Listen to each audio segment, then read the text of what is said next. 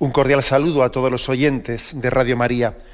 Un día más, con la gracia del Señor, proseguimos el comentario del Catecismo de nuestra Madre la Iglesia. Habíamos quedado en el punto 2143.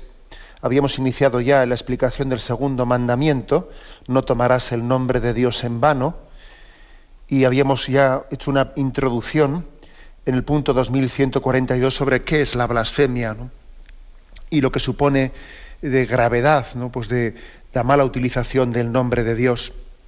Pero damos un paso más, y en este punto 2143 dice así: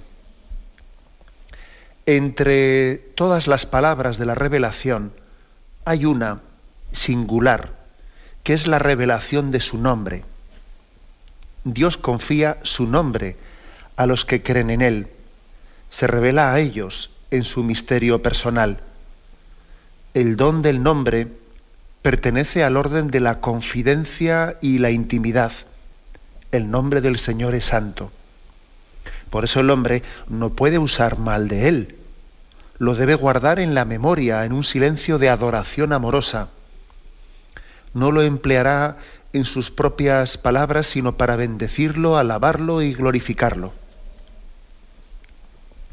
Bueno, como veis, muy hermosamente, también el Catecismo, aparte de decir grandes verdades, las expresa muy bellamente, ¿no? con mucha belleza. Bueno, la primera reflexión es la siguiente, ¿no? Comienza este punto diciendo que entre todas las palabras de la revelación hay una singular, que es la revelación del nombre. Bueno, lo primero es recordar cómo la revelación tiene muchas materias. Dios al revelarse, al revelarnos muchas cosas, hay muchas materias, objetos que nos revela, ¿no? Nos revela los hechos de la salvación, la creación, forma parte del inicio de la historia de la salvación. Entonces Dios nos revela, nos descubre los hechos, ¿no? Los acontecimientos de la historia de la salvación. Dios creó al mundo por amor y Dios ha tenido un plan de salvación llevado a cabo a través de los profetas, no a través de Israel, y llegado el momento cumbre nos habla de la redención y de la santificación. En medio de ese contexto de revelación, no solo nos está revelando los hechos, ¿no? Los acontecimientos salvíficos, sino que también nos habla nos revela los mandamientos de cómo espera Dios que vivamos, ¿no? Coherentemente con la condición de seguidores de Yahvé, de hijos de Dios, y nos revela los mandamientos. Y también por su misericordia nos revela el más allá, cuál es la heredad a la que estamos llamados, cuál es la herencia, ¿no? La herencia de la vida eterna para la que Dios nos ha creado. O sea, que Dios nos revela muchas materias, ¿no? La creación, la historia de la salvación, también lo que es la moral, los mandamientos, el más allá. Es verdad que la revelación es sobria, sobria. Hay muchas personas que tienen el problema de que quisieran que la revelación les diese muchos detallitos de curiosidades. Y no, la revelación es sobria. Para mí este es uno de los signos más claros de la autenticidad de la revelación. Si la revelación se la hubiese inventado el hombre, bueno, seguro que estaríamos contando en ella una serie de detallitos y de cosas, ¿no?, que son más propios de la curiosidad humana que de la necesidad de nuestra salvación. No, la revelación es sobria. Ahora, sobria, pero al mismo tiempo es completa. Es completa. Nos dice lo necesario. No más de lo necesario, pero tampoco menos. Bueno, pues, entre todas las cosas que Dios revela, aquí el Catecismo nos dice, ojo, hay una que es importante, singular, que igual a nosotros nos pasa desapercibida, nos parece una nimiedad. Bueno, esto es una pequeñez, ¿no? El nombre de Dios. Bueno, pero ¿qué importancia puede tener el nombre, no? Aquí lo importante es el qué, no el cómo se llama, ¿no? Hombre, es verdad, pero no es verdad del todo. El nombre es muy importante. Nosotros es que tenemos una cultura que somos demasiado practicistas, ¿no? Somos así. Bueno, a mí qué me importa cómo se llame, lo importante es qué hace por mí. O, es verdad, o sea, tenemos una cultura que es que somos terriblemente, hasta en Dios mismo proyectamos, ¿no?, nuestro sentido utilitarista. Entonces intentemos purificar nuestra forma tan utilitarista, ¿no? Ante Dios no podemos ser utilitaristas, o sea, tenemos que dejar que Él nos hable, ¿no? Y dejar que Él nos haga entender qué es lo principal. Yo no puedo juzgar la revelación desde mis categorías, desde mis percepciones, ¿no? Yo no puedo juzgar la revelación diciendo, a ver, lo importante de la revelación es esto y esto. Lo otro no es tan importante. Bueno, pero ¿quién soy yo? ¿Quién soy yo para clasificar en la revelación de Dios esto es primero, esto no es primero, esto es más importante, esto se puede suprimir? Pero hombre, deja que Dios te hable y deja que Dios en su revelación te haga entender a ti qué es lo importante. A ver si vamos a ser nosotros los que juzguemos a la revelación, en vez de dejarnos juzgar desde ella. Bueno, pues dice aquí, ¿no?, que en medio de todas las cosas que Dios reveló, hay una que es muy singular, que es la revelación de su nombre. Dios nos revela su nombre, ¿no? Lo hizo, como comentábamos en el programa anterior, de una manera singular cuando a Moisés, en aquel episodio de la zarza ardiendo, le dice, yo soy Yahvé, yo soy el que soy. Yahvé, ese es el significado del nombre, ¿no? Traducido literalmente, ¿no?, etimológicamente. Yo soy el que soy. Es decir, Dios es el ser por sí mismo, el que da el ser al resto de las cosas. Las demás cosas reciben el ser de Él, pero Dios es el que tiene el ser por sí mismo. Y eso nos diferencia, ¿no? Nos diferencia del resto de las cosas. Por eso el resto de las cosas reciben el nombre. Nosotros le ponemos el nombre, porque son hechas, son criaturas. Pero Dios no recibe el nombre. Él tiene que revelar su nombre. A Dios no le pone nadie el nombre, no. Es Él el que tiene el ser por sí mismo. Porque ponerle nombre a otro es tener como una autoridad sobre él. De hecho, Yahvé le dio al hombre la autoridad para que pusiese el nombre a los animales. Pero es que Dios tiene el ser por sí mismo. Yo no voy a ser el que defina a Dios. Entonces, esto es importante entenderlo. Dios mismo revela su nombre y ese nombre se define así: yo soy el que soy por mí mismo, ¿no? Esto es también una manera de acercarnos a Dios con esa actitud de humildad. Solamente así se puede acercar uno a Dios, ¿no? Esto nos recuerda un poco a aquel episodio famoso de San Agustín. El contexto era distinto, pero bueno, es aplicable aquí. Cuando San Agustín estaba reflexionando sobre el misterio de la Trinidad y le parecía que era un misterio que no terminaba no era capaz, ¿no?, con toda la sabiduría que Dios le dio, ¿no?, los dones de sabiduría que Dios le dio a San Agustín, pero veía que era algo que le sobrepasaba, ¿no?, el misterio de la Trinidad. Y saliendo a pasear, se cuenta aquella famosa anécdota, ¿no?, saliendo a pasear San Agustín en una playa, ve a un niño que estaba con un cubo, pues había hecho un agujero en la arena y estaba llevando una y otra vez agua del mar y derramándola en aquel agujero de la arena, ¿no? Y le pregunta al niño, ¿qué estás haciendo? Y el niño le responde, estoy metiendo el mar en este agujero de arena. Y entonces San Agustín, viendo esa incoherencia del niño, pues entiende que Dios le estaba dando a entender, si tú estás haciendo lo mismo, es que pretendes tú meter a Dios en tu cabeza. Este niño, esta irracionalidad que me ha dicho, él entendió que Dios le estaba, ¿no?, dando a entender que él caía en lo mismo, ¿no? Es que voy a meter yo a Dios en mi cabeza. Yo no soy el que le pongo nombre a Dios. Es él el que se revela, el que se descubre. Yo soy el que soy. ¿O me vas a decir tú a mí que yo soy esto o lo otro? Por lo tanto, entendamos así. También el que Dios revele su nombre es un signo de la majestad de Dios. El hombre puede poner nombre al resto de las cosas, pero a Dios no le puede poner nombre. No, Dios te pone nombre a ti, no tú a Dios. El episodio ese de San Agustín y el niño de la playa, pues apliquémoslo a este aspecto, a este aspecto concreto. Bien, pues entre toda la revelación, ¿no?, en toda la revelación hay una revelación muy particular, que es la revelación de su nombre. Y dice aquí, Dios confía su nombre a los que creen en Él. Se revela a ellos en su misterio personal. Por lo tanto, digamos que entre el resto de las revelaciones, que Dios revela los acontecimientos, los hechos salvíficos, también revela los mandamientos, revela el más allá, aquí no se trata de revelar una serie de hechos o acontecimientos, sino habla de sí mismo, de su misterio personal. Es una parte de la revelación que se refiere más a la confidencia, a la intimidad, a lo personal, a lo que es confidencial. Dios nos habla de sí mismo. Es como si dijese, hoy no te voy a contar cosas, te voy a hablar de mí.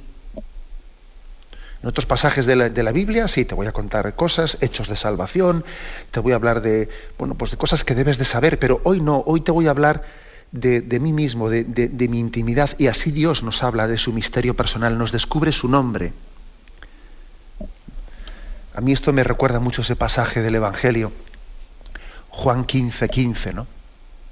En el contexto del mandamiento del amor, allí dice un versículo impresionante, ¿no? Este es el mandamiento mío, que os améis unos a los otros como yo os he amado. Nadie tiene amor más grande que el que da la vida por sus amigos. Vosotros sois mis amigos si hacéis lo que yo os mando. Y ahora dice, no os llamo ya siervos, porque el siervo no sabe lo que hace su amo. A vosotros os llamo amigos, porque todo lo que he oído a mi Padre os lo he dado a conocer. Fijaros, para mí esta es la clave, ¿no? Este pasaje del Nuevo Testamento da la clave para entender la importancia de que Dios revele su nombre. A un siervo se le puede decir muchas cosas. Oye, las llaves aquí están en tal sitio, y lo otro está en tal lugar. Y si un montón de datos que se le dicen al siervo, que en un momento determinado puede saber, un siervo, un mayordomo de una casa puede saber muchísimo, y en sus manos se pueden dejar muchísimas cosas, si es un hombre de confianza, ¿no? Pero para entendernos, es un siervo, no es un hijo, no es un hermano, no es un amigo. O sea, la intimidad plena no se le descubre a él. Vamos, el siervo no le puede tratar a su amo como... No, o sea, es siervo. Es posible que le descubra muchas cosas, muchos datos, ¿no? Para que ejerza bien su tarea de mayordomo, lo que se llama, pero es siervo. Y por eso dice, ya no os llamo siervos, porque el siervo no sabe lo que hace su amo. Vosotros llamo amigos, porque todo lo que he oído a mi Padre os lo he dado a conocer. Y al final te descubro no ya cosas, te descubro mi intimidad. Mi intimidad. Esto es importante, ¿eh? Esto es importante. Me acuerdo recientemente leía esta referencia al cardenal Bantuán, ¿eh? Sabéis, aquel cardenal ya fallecido que estuvo preso tantísimos años, 13 años, si no me equivoco, en las prisiones de Vietnam, ¿no? Y cuenta que al principio él tuvo, a más de los 13 años, 9 años estuvo en prisiones de total aislamiento, sin hablar absolutamente con nadie, ¿no? Y él había sido detenido y él había abandonado, forzosamente no había tenido que abandonar a sus fieles, ¿no? A los que el Señor le había encomendado como obispo en su diócesis, y para él era una angustia el tener que estar en prisión y habiendo abandonado las tareas, Dios mío, con todo lo que hay que hacer, con todas las cosas, ¿no? Con todas las tareas, y aquí estoy yo atados de pies y manos, no sin poder hacer nada, ¿no? Y entonces cuenta él, en su experiencia interior, cuenta él que entonces Dios le quiso revelar, quiso hacer entender, mira, tú hasta ahora te has ocupado de mis cosas, ahora ocúpate de estar conmigo aquí en prisión. Hasta ahora, tú estabas muy volcado en mis cosas, en organizar, en la pastoral, en trabajar, en esto, en lo otro. Ahora ocúpate de mí, olvídate de eso otro. Tú ocúpate de mí, que yo ya me ocuparé de tus cosas. Entonces el cardenal Bantuán entendió que el Señor también le había regalado la prisión para que profundizase y ahondase en el misterio de la intimidad con él. He recurrido a este ejemplo también un poco para subrayar esto mismo que estamos diciendo aquí. Ojo que de la revelación Hay muchas cosas que se nos dicen en la revelación, pero posiblemente la más íntima, la más personal, es el nombre de Dios. O sea, Dios es alguien, es un ser personal con el que yo estoy llamado a tener un tú a tú. A ver si va a ocurrir que estamos totalmente, ¿no?, volcados en hacer cosas por Dios, y estamos olvidados de la relación personal con Él. Con alguien que tiene nombre, yo me relaciono con Él. Pero claro, ojo, a ver si... Porque es que Dios no es una causa. La causa de Dios, ¿no? Los valores de Dios. No. Dios es una persona. Son tres personas, mejor dicho, ¿no? Padre, Hijo y Espíritu Santo. Entonces, es que, ojo, si existe el riesgo de que hablemos de Dios, pues como si se tratase de una ética, unos valores, pero no de una persona con la que estoy llamado a tener una intimidad. Por eso Dios revela su nombre para que el hombre, igual que le hizo entender a Bantuana, ¿no?, allí en la prisión, para que el hombre entienda que lo principal, lo primero, ya no es las cosas, no son las cosas de Dios, sino que es Dios mismo, y la relación personal e íntima que quiere tener con cada uno de nosotros. Bien, tenemos un momento de reflexión y continuamos enseguida. Continuamos con el comentario del punto 2143, en el que se nos habla de la revelación del nombre de Dios. Para complementar lo que en este punto se dice, también el Catecismo nos remite a un primer punto que fue el 203, de los inicios del Catecismo, y allí se decía: a su pueblo Israel Dios se reveló dándole a conocer su nombre. El nombre expresa la esencia, la identidad de la persona y el sentido de su vida. Dios tiene un nombre, no es una fuerza anónima. Comunicar su nombre es darse a conocer a los otros. Es en cierta medida comunicarse a sí mismo haciéndose accesible, capaz de ser más íntimamente conocido y de ser invocado personalmente. Por lo tanto, el nombre es expresión de la esencia del ser de una persona y también del sentido de la vocación de esa persona. Por eso cuando se dice Yahvé, yo soy el que soy, es como la esencia misma de Dios. Y también el nombre es sentido de la vocación de una persona, ¿no? Por ejemplo, al Mesías le pondrás por nombre Jesús, porque significa Salvador, es la vocación de su vida, ¿no? Es el sentido de su vida. El nombre pues es esencia y es también la vocación, el sentido de la vida, las dos cosas. Y aquí lo principal que dice, que subraya, es que, claro, el nombre subraya esto de que Dios no es una fuerza anónima, Dios no es alguien anónimo, Dios no es pues una ética, una ideología, no, Dios es una persona con la que tengo que relacionarme, ¿no? Por eso, al dar a conocer su nombre, Dios se hace accesible, está abriendo su intimidad para que pueda ser más fácilmente invocado. Es como abrirte la puerta, ¿no? Esto, bueno, es que forma parte también de nuestra forma ordinaria de relacionarnos, ¿no? ¿Cómo te llamas, por favor? Claro, tú vas, por ejemplo, a una administración y allí te trata pues una persona, ¿no? Y bueno, usted tiene que reclamar esto y tal y cual, y dices tú, en tu interior dices tú, pues no, Dios mío, a ver esto ahora, ¿en qué oficina va a caer este papel? Vete tú a saber esto. Y, bueno, usted puede reclamar aquí a 10 días y tal y cual. Y tú le dices a esa persona, oiga, ¿le importaría decirme su nombre y tal? Sí, no me importa. Mire, mi nombre es tal, usted pregunte por mí. Y ya es muy distinta la cosa. Ya hemos avanzado mucho, porque claro, esa persona me ha dado su nombre.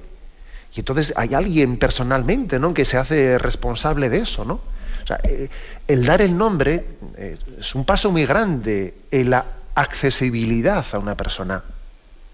Es un paso muy grande.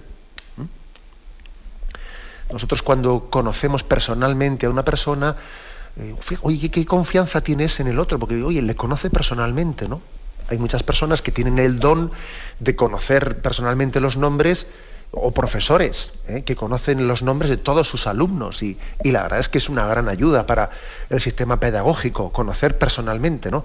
No voy a decir, oye tú, el rubio, el de ahí atrás. Hombre, la verdad es que cuando a alguien le llaman tú el rubio, pues ahí hay una falta de conocimiento personal que siembra un tanto de desconfianza, ¿no? Tú, el segundo de la fila, Ese sí, tú, el que mira para atrás. Hombre, esos son signos de un conocimiento muy superficial, ¿no? Pero cuando a alguien se le conoce por su nombre, y además, ¿no? Ese nombre ha tenido lugar, o sea, ese conocimiento del nombre, ¿no? Ha tenido lugar, ¿no? Pues de una manera íntima, de apertura, de intimidad, la cosa es muy distinta, ¿no? Algo así también podríamos hacer referencia, aunque ahora no me voy a distraer con esto, ¿no? Pero también aquí cabría hacer referencia a lo que supone en nuestra cultura lo de llamar de tú o llamar de usted, porque, bueno, dependiendo, ¿no? Dependiendo de qué contextos, claro que el llamarle de tú a una persona, pues supone una intimidad mayor. Supone una intimidad mayor. Pues el que a alguien se le llame de tú es que cuando las cosas han sido, digamos, hechas con una cierta racionalidad, claro, ¿no? Que tradicionalmente llamar de tú, pues ha sido, debiera de ser, ¿no? También hoy en día signo de intimidad con una persona, ¿no? Lo que ocurre es que hay que reconocer que en nuestra cultura actual, el uso del tú, lejos de ser pues un signo de un tipo de relación pues más íntima, ha pasado a ser casi pues un signo de, bueno, pues yo diría de superficialidad, ¿eh? A veces, hoy en día, llamarle de tú a una persona no es signo de tener más intimidad con ella. Muchas veces algunas personas le llaman a uno o a otro de usted y pueden llegar a tener más intimidad y más confianza con ellas. Hoy en día el trato de tú ha pasado a ser, vamos, no signo de intimidad, sino signo de ligereza muchas veces. Es más, hay muchos jóvenes hoy en día que han perdido, muchos niños, ¿no? O sea, no saben hablar de usted porque no se les ha enseñado, es que no saben conjugar una frase, pues si tienen que hacerla de usted o de tú. O sea, que es que el trato de tú, que en un momento determinado, ¿no? En la lengua castellana podía ser un signo de intimidad, bueno, hoy en día es un signo de ligereza, de ligereza. Pero bueno, ahora, sin distraerme en esta consideración, pasando un poco a esta explicación teológica que queremos dar, es como si dijésemos, ¿no? Bien, verdaderamente Dios nos revela su intimidad y nos la descubre con una intimidad plena de lo que podíamos entender que es ese tú de confianza. Que no me refiero a la fórmula, porque por ejemplo en toda Hispanoamérica, cuando uno lee el Evangelio en Hispanoamérica, siempre ahí se habla de ustedes. Y Jesús dijo a sus apóstoles, ustedes, bueno, pues, sin embargo en nuestra cultura traducimos por tú. Jesús dijo a sus apóstoles, yo os he dicho a vosotros, bueno, sin embargo en Hispanoamérica se traduce por ustedes. El asunto no es tanto la fórmula, ¿no? Que al fin y al cabo eso depende de la cultura concreta, sino que entendamos que detrás de esa forma de relación, detrás de ese nombre de Dios, se expresa su intimidad. O sea, Dios, al revelar su nombre, está expresando que Él es cognoscible, que Él es accesible, que Él puede ser invocado. Yo te revelo mi nombre para que tú puedas dirigirte a mí directamente y sin intermediarios. Para hablar con Dios no hay que estar pidiendo una carta de recomendación que alguien le diga, no, yo te he dicho mi nombre para que podamos tener un tú a tú. Eso significa la revelación del nombre de Dios. Que como veis, esto son palabras mayores, no es ninguna bobada. No es ninguna bobada el que alguien me diga, mira, este es mi teléfono, soy tal y tal, llámame cuando quieras, estoy siempre disponible las 24 horas. Hombre, eso es algo muy serio, la revelación del nombre de Dios.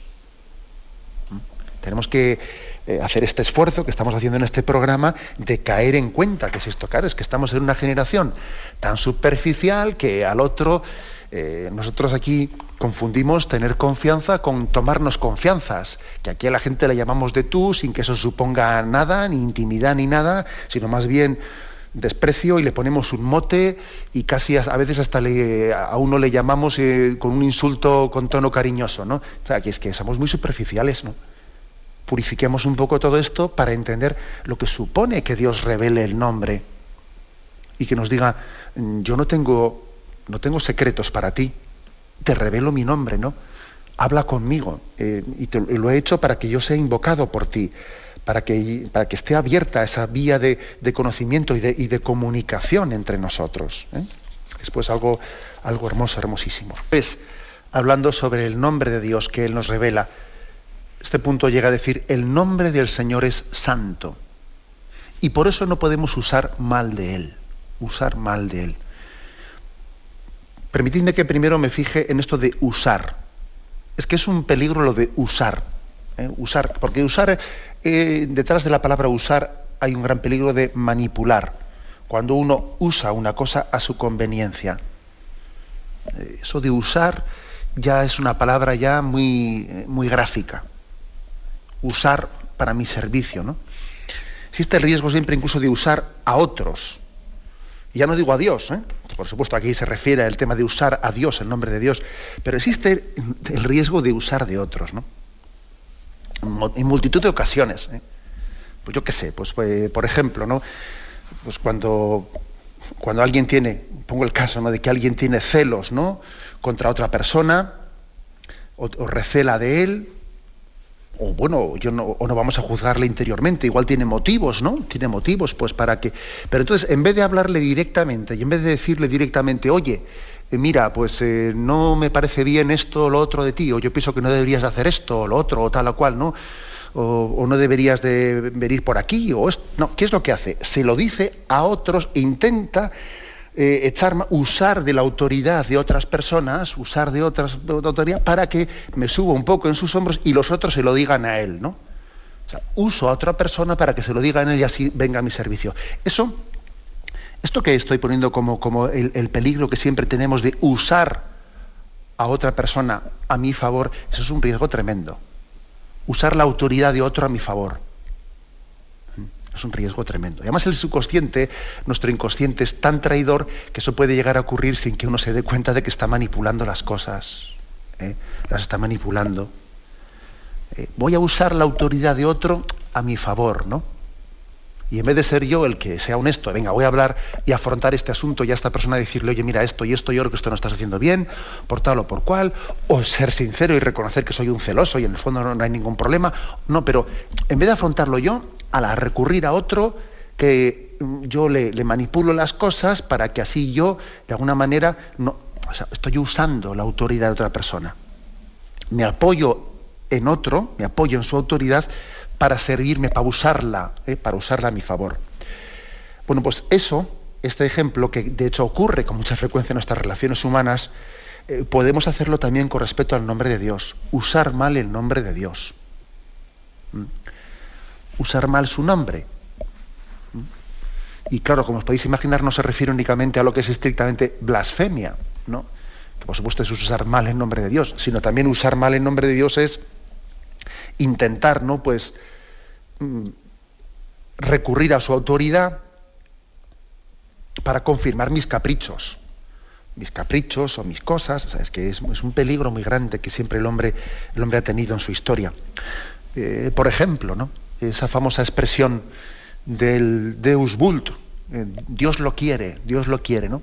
Bueno, pues por supuesto que el hombre puede también hacer grandes acciones, ¿no?, con la conciencia de que si Dios me lo pide, si Dios lo quiere, adelante, ¿no? Lo haremos, ¿no? Pues cuántos misioneros, ¿no?, han emprendido obras de evangelización verdaderamente peligrosas, muy arriesgadas, y lo han hecho con la conciencia de que Dios lo quiere, Deus vult, Dios lo quiere, y si él lo quiere, iremos hasta el final, ¿no? Pues sí, por supuesto, pero también existen riesgos, ¿no? Riesgos de que ese Dios lo quiere, recurro yo a él para que yo salirme con la mía, ¿no? Por ejemplo, en la historia de las cruzadas, por supuesto que las cruzadas comenzaron, pues yo creo que con una causa totalmente justa, ¿no? Justa que fue la violación de los lugares santos y el hecho de que se destruyesen y no se les permitiese ya más, ¿no?, a los católicos peregrinar a los lugares santos, ¿no? Y entonces, pues bajo ese principio de legítima defensa y de deber también de custodiar los lugares santos, los católicos pudimos entender que Dios quería que defendiésemos aquellos lugares santos, ¿no? Deus vult, decían los cruzados. Claro, por supuesto, pero también hay que reconocer que es un riesgo, o sea, es un riesgo muy grande, ¿no? Que al final uno, ese Deus vult, Dios lo quiere, pues lo lleve hasta unos límites que al final yo estoy intentando escudarme en Dios, justificarme en Dios para hacer cosas que igual no son legítimas, que ya sobrepasan la legítima defensa y ya llegan ya a buscar mis reinos personales y a buscar mis ambiciones personales, ¿no? Por eso lo de invocar a Dios hay que hacerlo siempre con mucha humildad, sin usar de él. Es que lo de usar es un término muy peligroso. Ante Dios siempre somos mendigos. Ante Dios siempre estamos mendigando, Señor, ¿cuál es tu voluntad? Descúbremela, ¿no? Revélamela, ¿no? Eso de que uno pretenda tener él, ¿no? Pues una especie de conciencia de absoluta certeza de que Dios quiere esto y por lo tanto yo me cargo aquí quien haga falta por delante. Hombre, vamos a ver, hay que ser muy humildes a la hora de invocar el nombre de Dios y su voluntad, sobre todo cuando es contra los demás. Muy humildes. Y aquí se refiere a esto. Se refiere a que el hombre no puede usar mal del nombre de Dios, que hay que ser muy humildes. Que no podemos ir por ahí con esa especie de patente de que si lo que yo hago me siento respaldado por Dios, bien vale, pero vamos a ver, es con la conciencia siempre de estar mendigando su voluntad, conocerla, seguirla, con la plena disposición de cambiarla, ¿no? De cambiar mi conciencia en la medida en que en que Dios me lo haga entender. Bueno, no usar el nombre de Dios. Y entonces aquí el catecismo da un paso más, ¿no? Eso es lo que no debe hacer. No invocarlo indebidamente, no usarlo. Lo debe guardar en la memoria, en un silencio de adoración amorosa. Y aquí se nos remite a Zacarías 2, versículo 17. Leo un poco los versículos anteriores. Grita de gozo y regocíjate, hija de Sión, pues he aquí que yo vengo a morar dentro de ti, oráculo de Yahvé. Muchas naciones se unirán a Yahvé aquel día, serán para mí un pueblo, y yo moraré en medio de ti. Sabrás así que Yahvé Sebaot me ha enviado a ti. Poseerá Yahvé a Judá, porción suya en la tierra santa, y elegirá de nuevo a Jerusalén. Y ahora fijaros lo que dice aquí. Silencio toda carne delante de Yahvé, porque Él se despierta de su santa morada. O sea, con una imagen poética, nos pide silencio amoroso, ¿no? Un silencio de respeto, un silencio de adoración amorosa, dice el catecismo. O sea, que no se puede ante Dios hablar demasiado, y sobre todo pretendiendo ponerle a Dios a mi servicio contra otros. Es que ojo con eso. Decía que a nivel humano ocurre eso, que a veces recurrimos a la autoridad de otros para ir contra alguien, lo cual es una manipulación horrorosa, y también puede ocurrir eso con Dios. Mira, ante Dios silencio y silencio amoroso. Preséntale las cosas, pónselas en sus manos. Señor, te presento esta necesidad, te presento a la otra, te presento a estas personas. Preséntaselas, pero no pretendas tú ahora que Dios te esté cortando el bacalao, como se dice, ¿no? Cortando el bacalao a tu capricho y a tu entender. Preséntale las necesidades a Dios y luego mira a ver si Dios las bendice o no las bendice y así discierne cuál es su voluntad. Como veis es hermosísimo, ¿no? Dice silencio ante Yahvé, porque Él se despierta de su santa morada, pide como conciencia de humildad ante Él.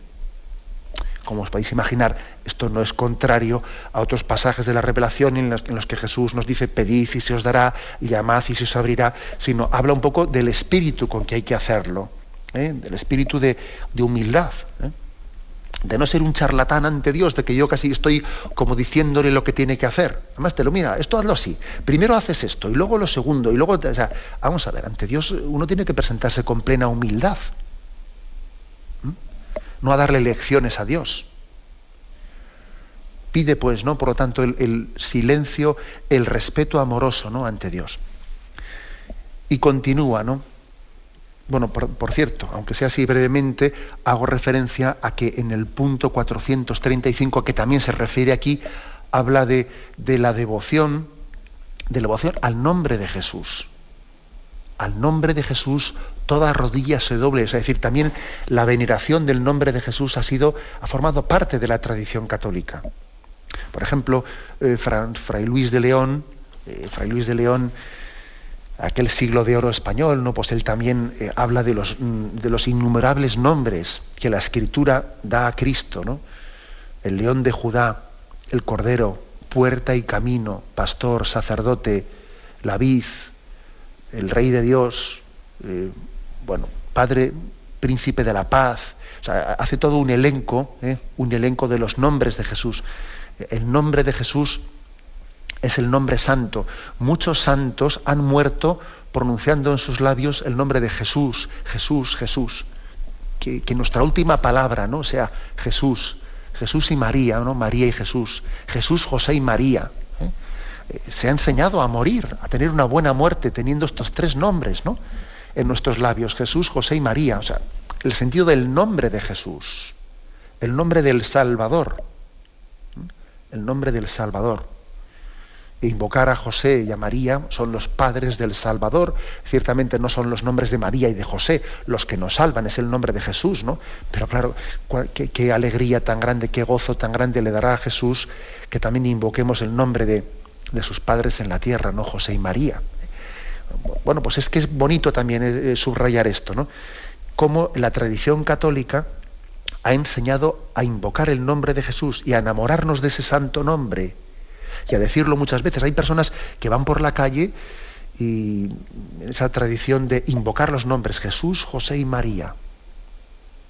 Y como he dicho, incluso que sean los últimos nombres, ¿no?, de nuestra jornada y de nuestra vida. Ojalá muriésemos, ¿no?, con esos santos nombres en nuestros labios. El nombre de Jesús. Dice la Sagrada Escritura, no hay otro nombre en el que podamos ser salvos.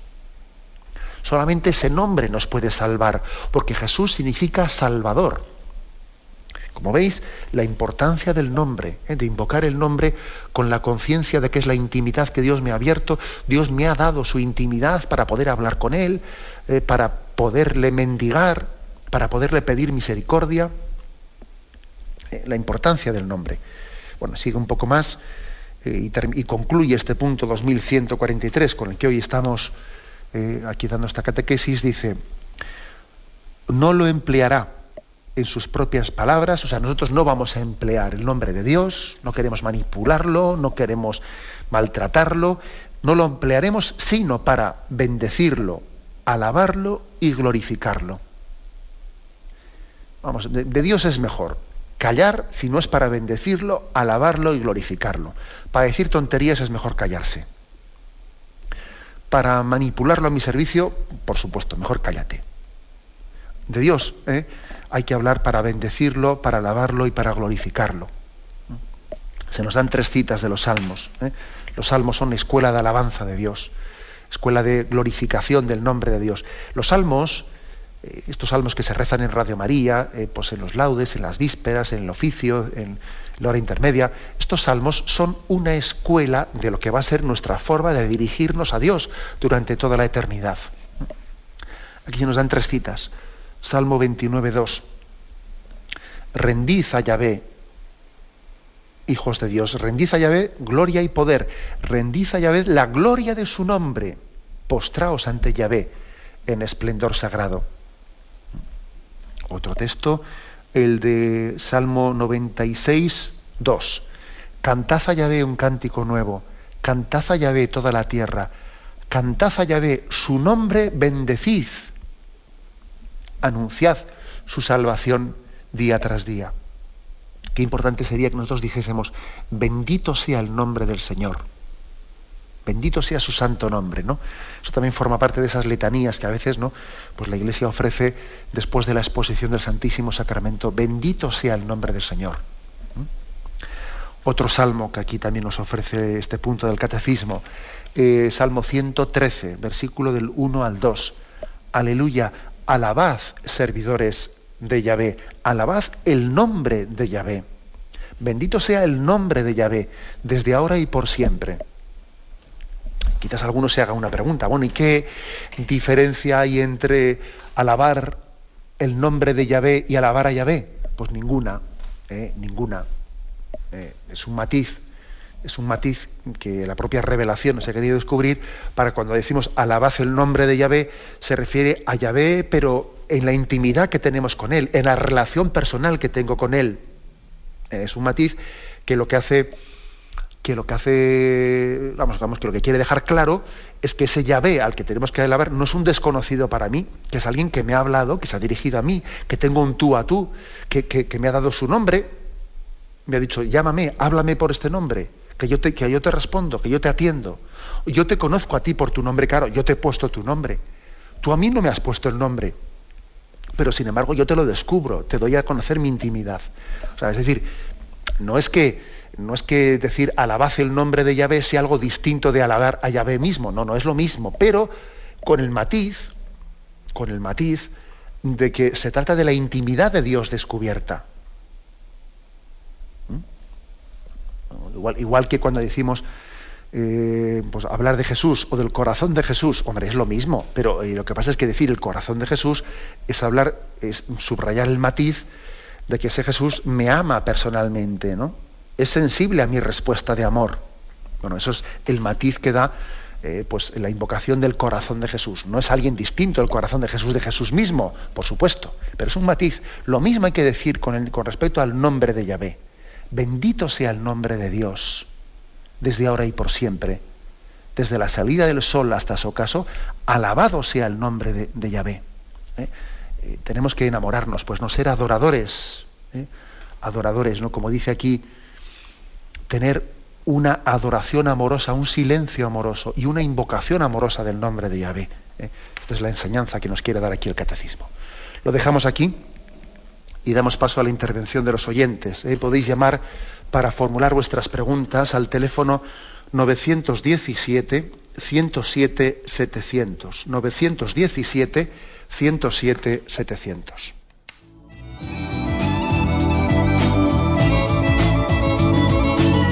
¿Le gustaría tener sus programas favoritos de Radio María en CD o DVD? Ahora es posible.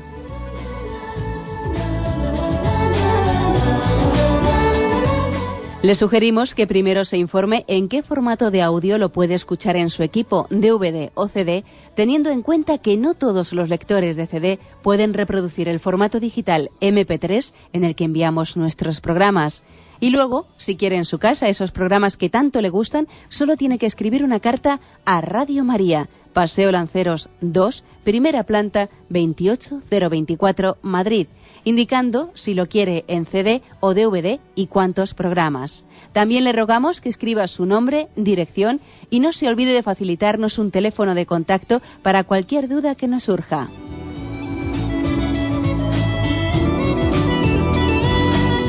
Radio María, más cerca de usted. Sí, buenos días, ¿con quién hablamos? Buenos días, me llamo Miguel, Adelante, de Zaragoza. Adelante, Miguel. Bien, monseñor, es muy caro de hablar con usted, vamos, caro digo porque lo he intentado varias veces, pero es imposible, pues son tantas las llamadas, y bueno, pues bendito sea Dios, eso es señal de que tantos oyentes quieren participar. Me ha gustado mucho eso del tú y del usted. Recuerdo su hermano, el padre Esteban, director de Radio María, dio unas instrucciones, porque antiguamente cuando el rosario, la instrucción del rosario, hacíamos el acto de contrición, por ser vos quien soy, bondad infinita, no, por ser tú quien eres, ¿no? El tú. Pues bien, es verdad, lo matizó, nos dio unas instrucciones a toda España, ¿no? Entre ellos Zaragoza. Y bien, pues el tú es bastante común en el País Vasco, usted es vasco, y en Cantabria, mi mujer es cántabra, también es bastante común. En Castilla ya no, es mucho el usted. Pero también, y es verdad que en Latinoamérica, conozco a muchos latinos, ¿no? O hispanoamericanos, que es bastante común el usted.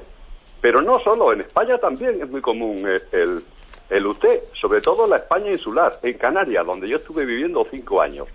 Yo cuando llegué allí, yo me sonreía porque cuando un padre, cuando un hijo una pataleta, le pedía cosas raras, y en fin, le llamaba la atención el padre, y el padre al final decía, le he dicho a usted que se calle, le he dicho a usted que se calle, y a verdad eso me chocaba. O sea que también en la España insular también es bastante común esto también de usted. Bueno, pues eso es todo, monseñor, muchas gracias. De acuerdo, bueno, yo creo que lo principal quizás, ¿no?, de lo que hemos destacado es, bueno, yo entiendo que puede haber, además es evidente que las hay, o sea, diferencias de trato de usted según lugares, culturas, etcétera. Lo principal es que no caigamos, ¿no?, pues en lo que esta sociedad creo que está un poco abocada a ello en este momento, que es en la ligereza, o sea, en la ligereza, en no confundir el tener confianza con tomarse confianzas, ¿no?, que he dicho antes, pero al mismo tiempo también, desde el punto de vista teológico, que es lo que estamos subrayando, el que entendamos que Dios, cuando nos muestra su intimidad, nos descubre su nombre, y es como si con Dios tuviésemos plena confianza. O sea, Dios nos da entrada en su vida como nos la da alguien que nos dice, llámame de tú, porque conmigo tienes plena confianza. A eso me refiero, ¿no? Luego otra cosa es como en el lenguaje, en nuestro lenguaje coloquial, utilicemos el tú y el usted, eso es otro tema. Pero lo principal es que entendamos que Dios nos ha dado una confianza plena, no una confianza parcial, sino plena al revelarnos su nombre. Bueno, adelante, damos paso a una siguiente llamada. Buenos días. Buenos días. Mire, yo me llamo Charo y llamo desde Madrid. Es que quería consultarle una cosa. Las estampas que tiene la imagen de Jesús y de la Virgen son sagradas. Es que yo de repente me he encontrado con muchas estampas pues que las quería destruir porque si no son ya demasiadas las que tengo. Es que en todo te dan este año con una estampa y claro, han pasado muchos años y tengo muchas estampas de todo. Y digo yo, ¿para destruirlas las tendría que quemar o no? Bien, de acuerdo. Pues la verdad es que esa pregunta que hace usted, porque es cierto, una persona puede tener muchas estampas que además igual no son reutilizables porque, dice, están ya muy viejas y no se les puede dar a otras personas, etcétera. Entonces, ¿es una falta de respeto el destruirlas? Pues no, porque evidentemente lo que igual hay que hacerlo con un poco de prudencia. Pues no hacerlo de una manera pues que igual las echo a la basura y luego igual alguien las ve en la basura. Pues no, las hago de una manera en las que bien sea de una manera o de otra, que eso es lo de menos, que uno pues las quema o las rompe, lo que sea, pero las hago con discreción de manera que nadie pueda malinterpretar como que alguien ha tenido un gesto de profanación, tener ese signo, pero no, o sea, no tenemos que el signo de devoción hacia una estampa, eso no crea en nosotros una especie de escrúpulo de qué hacer con la materialidad del papel o de la estampa, me refiero. Tenemos, he aquí un ejemplo muy concreto de cómo nosotros no caemos en la idolatría cuando veneramos una imagen. No caemos en esa idolatría. Esas estampas usted, que las tiene deterioradas y viejas y lo que sea, pues las puede destruir de una manera así prudente y adelante. Damos paso a un siguiente oyente. Buenos días. Hola, buenos días. Buenos días. Monseñor, mire, soy Carmen y llamo desde Madrid. Sí. Mire, llamo a ver si es usted tan amable y me puede aclarar una duda. Mire, yo siempre, y en todos los evangelios, he oído que Jesús aclamaba a su padre diciendo Abba, que significa padre. Uh-huh. Bueno, pues bien, en un programa que oigo yo en Radio María también, los viernes por la noche, pues llevo ya mucho tiempo oyéndolo. Y entonces aquí me dicen, carta de Papi Dios. Y ahora te leen el Evangelio según San Lucas, versículo tal a cual. Bueno, luego te dejan un ratito de oración y te dicen, hablamos con Papi Dios. Bueno, y a mí esto la verdad que me repela un poquito, eso de Papi. Bueno, y la otra noche yo llamé. Y estuve hablando con el sacerdote mercedario que lleva el programa. Y ya le dije yo, digo, a mí esto que me choca tanto y que no, la verdad, no me gusta. Digo, ¿cómo es que no se plantean? Porque es una palabra tan bonita, es lo que nos dice, Padre, dirigirnos a nuestro Padre, a Dios. Y digo, ¿cómo no se plantean en cambiar esto de Papi? Dice, señora, yo lo que no puedo hacer es cambiar el Evangelio. Digo, no, ni yo se lo pediría tampoco. Dice, es que esto es una traducción del Evangelio, Papi. Y yo no me imagino a Dios en la cruz diciendo, Papi, en tus manos encomiendo mi espíritu, y en tantísimos pasajes como hay. Y claro, luego llamaron varias señoras, y sí, esta señora que ha intervenido ha dicho cosas muy bellas y tal, pero se ve que esta señora no ha tenido ocasión de enterarse de que la palabra Abba es papi o papito. Y yo, pues claro, abusando de su amabilidad y de sus conocimientos, y para quedarme yo tranquila, pues me gustaría que usted me haga una aclaración, y si es verdad que en algún pasaje del Evangelio viene esa cita, que me diga usted qué cita es para que yo la lea, porque estoy un poco como Santo Tomás, que si no lo leo, no lo creo. De acuerdo, vamos a ver, mire, pues la explicación es la siguiente. Ciertamente es una palabra, así como los evangelios están escritos en griego todos ellos, sin embargo conservan poquísimas palabras, pero algunas que están dichas en el idioma original que Jesús pronunció, que fue el arameo. Por ejemplo, ¿no? Elí, Elí, lama sabactaní, y algunas palabras que fueron tan fuertes y tan expresivas que los mismos evangelistas no se atrevieron a traducirlas al griego, sino que las dejaron en su idioma original, que era el arameo. Una de ellas es el Abba. Jesús llamaba a Dios Abba. ¿Cuál es la traducción de Abba? Es la traducción de padre, pero en un sentido cariñoso. En ese sentido que nosotros llamamos papá. La traducción literal de Abba sería papá. Papá, que además en todos los idiomas existe. Yo que soy vasco, pues también sé que existe una traducción de que es aitá, aitacho, es decir, padre, padrecito, ¿no? Esa expresión de papaíto, lo de papi, bueno, la verdad es que la palabra papi ya tiene una cierta subjetividad de nuestra parte, ¿no? Porque eso ya igual forma parte de unas deformaciones nuestras de la palabra, pero la palabra papá o papaíto es tanto como la expresión del niño que habla con su padre, ¿no? Entonces, la traducción literal de Abba es la traducción de una relación del niño con su padre. Un niño habla con esta intimidad con su padre, ¿eh? Entonces yo diría que es una de las muestras de que Jesucristo es el Hijo de Dios. Porque a ver en ese mundo judío en el que había tal nombre, tal miedo, ¿no?, al nombre de Dios, nadie puede ver a Dios y quedar con vida, ¿no? Existía un sentido del temor reverencial, ¿no? Bueno, pues en ese sentido Jesús se revela como el Hijo de Dios y le llama Abba, le llama papá, le llama papaíto, ¿no? Es decir, tiene con él una confianza del niño que está con su papá, y ese niño de 2 o 3 años que le llama papá a su padre. Ese es el contexto de la palabra Abba, que es indirectamente es un argumento de la divinidad de Jesucristo, porque solamente quien es Dios puede tratarle con esa intimidad a Dios, y a nosotros nos da la gracia de poderle llamar también Abba a Dios Padre. Adelante, aunque sea muy brevemente, una última llamada. Buenos días. Buenos días, sí. Mire, sí, muy breve.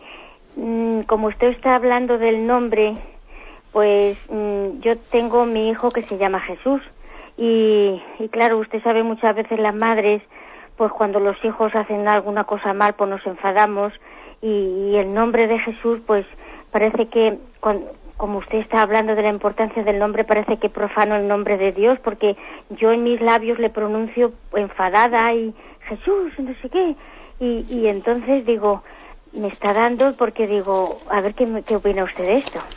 Bueno, yo creo que no tiene que tener usted ese escrúpulo, porque evidentemente una cosa, usted le está llamando a su hijo, o sea, es decir, usted utiliza el nombre de Jesús para relacionarse con su hijo, ¿no? Entonces, si usted a su hijo le dice, Jesús, que te voy a dar, pues hombre, usted se lo está diciendo a su hijo, no se lo está diciendo a Jesucristo, el Hijo de Dios, ¿no? Perdóname por la broma, pero bueno, yo creo que no tenga usted ese escrúpulo. Usted le ha bautizado a su hijo con el nombre de Jesús, ¿no? Pues invóquele a Jesús por su hijo, ¿no? Invóquele a él, seguro que lo está haciendo ya, Y bueno, pues no tenga usted ese escrúpulo, sino confíe en que Jesús será salvador de su hijo, ¿no? Como es salvador de todos nosotros. Me despido con la bendición de Dios Todopoderoso, Padre, Hijo y Espíritu Santo. Alabado sea